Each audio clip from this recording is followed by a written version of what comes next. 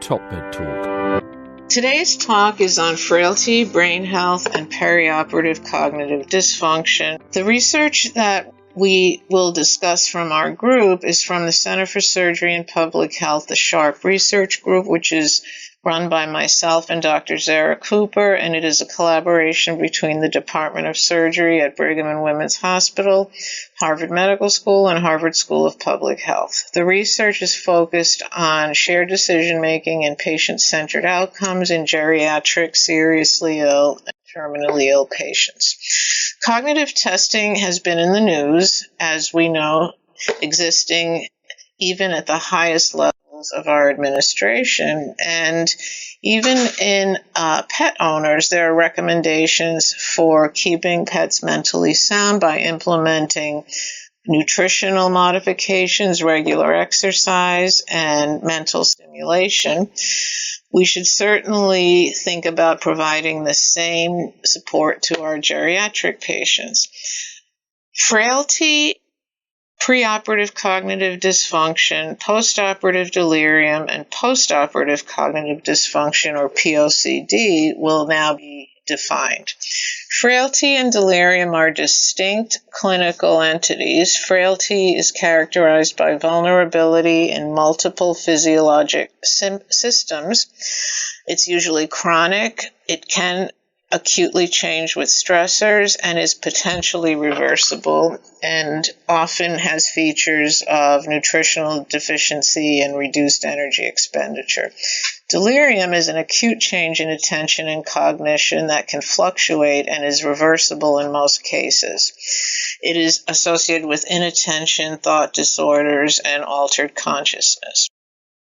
The time frame of delirium and POCD perioperatively is shown in this slide. Preoperative cognitive dysfunction certainly exists, although most institutions do not measure it preoperatively. Emergence delirium occurs in the PACU, and postoperative delirium occurs 24 to 72 hours post-op. Postoperative cognitive dysfunction lasts weeks to months after surgery.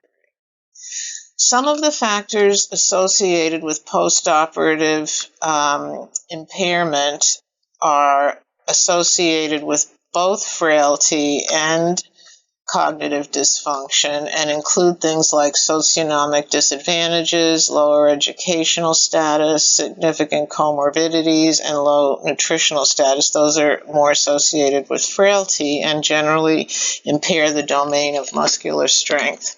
Cognitive impairment impairs the domain of memory and leads to persistent cognitive impairment and, in some cases, dementia and mortality. Preoperative cognitive dysfunction is occurring by an unclear mechanism and certainly can be influenced by a number of factors, including inflammation, microvascular disease, increasing age, although exact etiologies are not definitive. The baseline before surgery can be mild or significant cognitive dysfunction, although again, unless the patient has a specific diagnosis of dementia, these often aren't measured. Delirium postoperatively, as I mentioned, occurs for 24 to 72 hours after surgery, and postoperative neurocognitive disorder or postoperative cognitive dysfunction can be mild or can be major, and in some cases can progress to persistent cognitive dysfunction and dementia.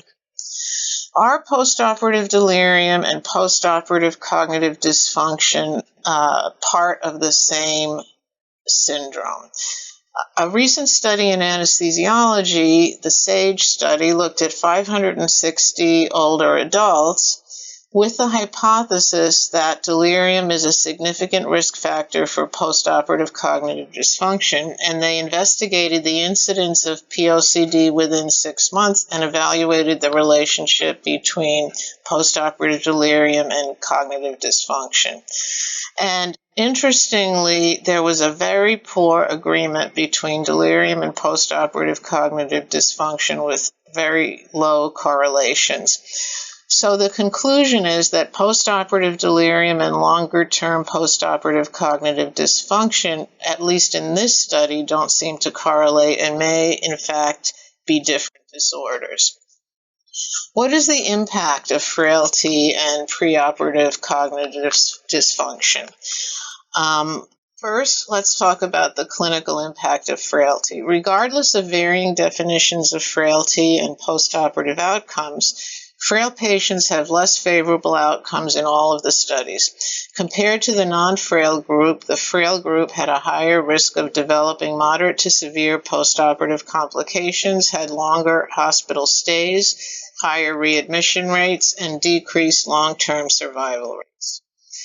Frailty also increases cost. In this study, looking at increased hospital and 6-month healthcare cost following colorectal surgery, you can see the cost for the non-frail patients was less than the cost for pre-frail and frail patients. Non-frail versus frail, there was a difference between $27,000 and $76,000 for the hospital cost, and a significant difference in the 6-month post-hospital cost between $6,000 and $34,000.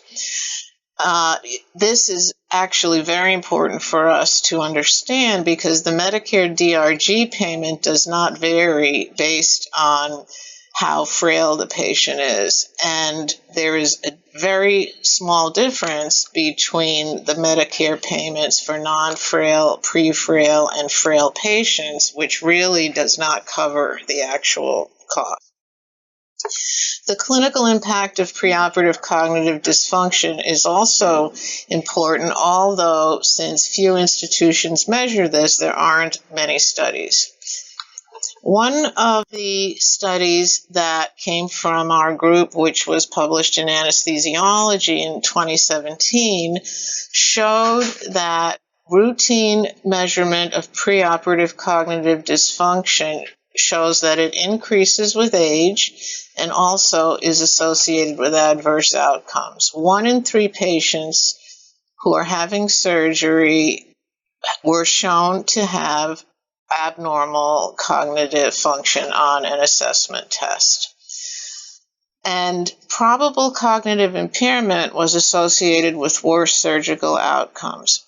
Patients with abnormal cognitive assessments were significantly more likely to be discharged to non-home locations, had postoperative delirium, and had longer hospital stays. The impact of postoperative delirium on healthcare costs is significant. Healthcare costs related to postoperative delirium have been reported to exceed $150 billion a year.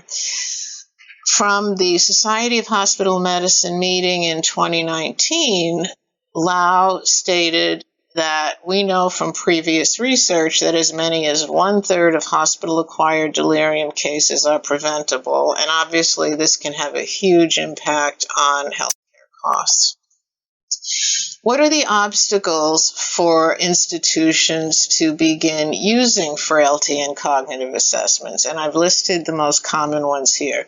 First, there are many tests in both these categories. How do you decide what is the best test to use? Also, many of the assessments require patient to present in person, so that fitting these things into your institutional workflows can be difficult. Preoperative clinicians are usually not trained to perform, score, and document the results of assessments. It's not generally part of routine residency training or nursing orientation in the preoperative area, and the hospital may be unwilling to provide resources for these assessments prior to the day of surgery if it would increase the length of preoperative visits, as most require a clinician resource. Other obstacles, electronic medical records are very limited in their ability to document frailty and cognitive assessments and transmit them to downstream providers.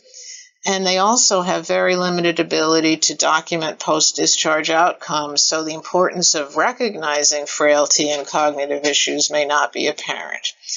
And probably the most difficult one is if the assessment does show that cognitive dysfunction or frailty is present, how do we act on the results? So as we think about developing things, working frailty and cognitive assessments into a sustainable routine clinical workflow can be daunting. It does require separate assessments, and frailty and cognitive dysfunction may or may not coexist in the same patient.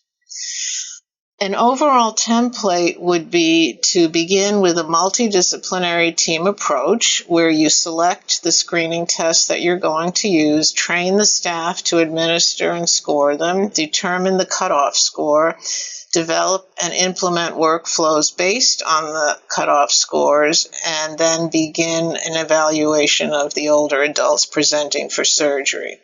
What do you do if you do identify cognitive impairment? Well, some options include a nursing delirium prevention pathway, completing a more extensive workup if it will impact management, possible geriatric co-management. It certainly can influence discharge planning, and it may have an impact on consent and shared decision-making. Similarly, if you identify patients as pre-frail or frail, geriatric co-management may be considered. Prehab with optimization of specific issues should be done.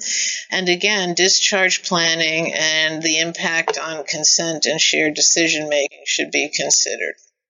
One of the institutions that's really in the forefront of this work is Duke, which has implemented the POSH program, or Perioperative Optimization of Senior Health, and they have really formalized this pathway in terms of preoperative assessments, preoperative interventions, and postoperative management, and they are benchmarking in this area. The data from the POSH studies shows that using this methodology, they have been able to decrease median length of stay, decrease length of stay by procedure, decrease readmission rates at 7 days and 30 days, and also decrease 30-day readmission per procedure. They have also shown that using the POSH program, more patients have been discharged home than to some sort of other home environment, and fewer patients go to a facility. In our own institution, Brigham and Women's Hospital, we are in the current development of our own geriatric surgery pathway. Unfortunately, with the beginning of COVID, this was held up, but our overall goal would be to do something similar to the POSH program in terms of delivering similar personalized high-value care for geriatric patients using an interdisciplinary approach and integrating evidence-based geriatric and palliative care processes. The preoperative assessment will include screening for frailty and cognitive issues. How do you choose the right assessments to use? The SPOCI committee for the Society for Perioperative Assessment and Quality Improvement has recently published a guideline based on a review of the literature to help us decide which test should be used. This is currently in the process of publication, and I'm just showing the proof. It should be in the literature within a short while. Based on the SPOCI recommendations, they list the possible testing and look at their utility in preoperative settings. So if you review that document, it will show you a number of tests that potentially can be used in the preoperative setting, how long it takes to administer, and where it's been studied. At the Brigham, we've chosen the mini-cog, and as I reported earlier, that test has had studies that are associated with outcomes.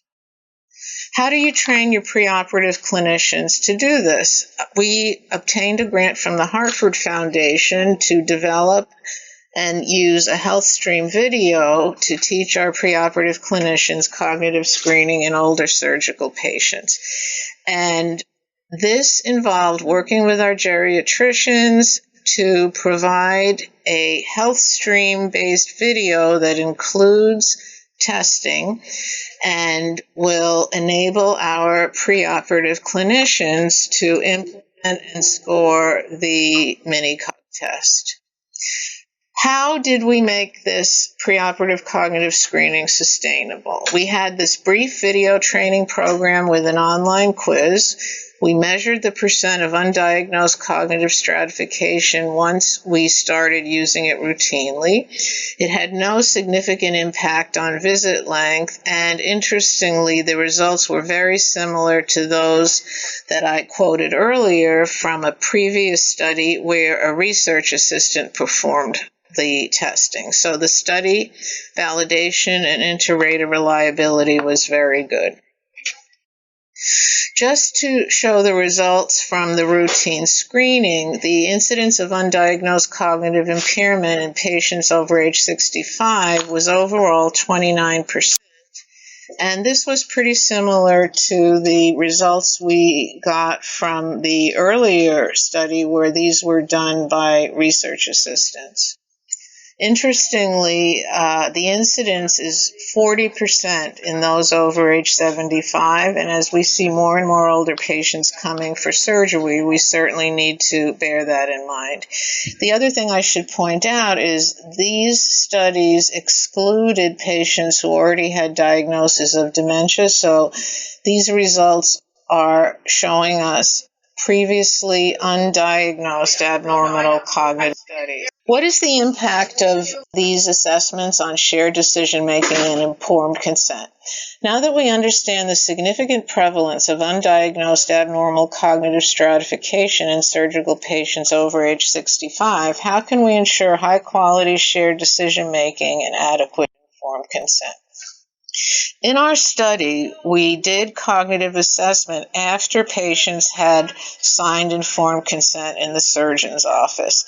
So I'm showing you some of the clocks that we got from these patients who had already signed informed consent at the surgeon's office. So I guess the question that I would ask myself is, looking at these clocks, do we really think that these patients are able to give appropriate informed consent, follow instructions, and do everything else that's going to be needed perioperatively if they are unable to put the numbers on the clock and make it read 10 after 11? And I'm just going to show a few more clocks in patients that already had some surgical informed consent. There are many assessment tools for frailty. At the Brigham, we are implementing the Frail scale, which is commonly used for routine screening in preoperative geriatric patients. It's pretty easy to use and combines the elements of fatigue, ability to climb a flight of stairs, ability to walk one block, illnesses greater than 5, and recent loss of weight greater than 5%. With 0 of these, you're considered robust, 1 to 2 is pre-frail, and 3 or greater is frail. Now, the pictorial fit frail scale has been recently developed and would allow us to use a visual scale to assess frailty. And this is from Rockwell's research group in Canada. The article from Canadian Geriatrics Journal in 2019 discusses development and validation. And what this scale does is it allows us to assess frailty without a clinician present from patients rating what they think about their own functional level from pictures. The test was developed using a number of methodologies, types of pictures, and formats to make this pictorial fit frail scale as as good as possible, and that article provided information on the development and validation. Why do we need a new frailty scale? The Pictorial Fit Frail Scale has been shown to be comprehensive and feasible. It appears generalizable across countries. Language, educational level, and cultural differences are no longer an issue. It has face and content validity. It can be done by a patient without a clinician present, and it does have the potential for virtual administration without an actual in-person visit. We are currently collaborating between our group at the Brigham and the Rockwood group in Canada for the first use in surgical patients of this test, and we are currently working out the details of studying the reliability and predictive validity of the scale in preoperative surgical patients. So, the recommendation would be that institutions need to develop geriatric surgical pathways to ensure the best outcomes. The American College of Surgeons has recommended this and released in July of 2019 their recommendations for optimal resources for geriatric surgery. The American College of Surgeons Geriatric Care Standards list a number of recommendations that many institutions, including ours, currently have gaps in. And functional, frailty, and cognitive assessments, as well as delirium prevention routinely, are obviously very important parts of this pathway. From our institution, we looked at the results of integrating geriatric co-managements into the routine care of older trauma patients to see if this really does make a difference. And what we found was geriatric co-management decreased the 30-day mortality rate from 11% to 6%, and in-hospital mortality decreased from 9.5% to about 5%. So in summary, assessment of cognitive function and frailty should be part of routine geriatric preoperative assessment. Interventions to target resources where most beneficial for at-risk elective surgical patients need to be developed, tested, and implemented. And we do need outcomes databases to be developed, as the important outcomes are really not contained in current databases such as Medicare or NISQIP. Thank you. Top Med Talk. Thanks for downloading Top Med Talk. Don't forget to subscribe via your podcatcher. Don't forget to check us out on social media. We're on Twitter, Facebook, LinkedIn, and YouTube. And also, don't forget, Top Med Talk is the broadcasting arm of EBPOM, Evidence-Based Perioperative Medicine. We'd love you to find out more about that. If you check out ebpom.org, you can find low prices on some of the conferences we're organising around the world. Many of them are virtual and don't even involve you leaving your own home. Check out ebpom.org now.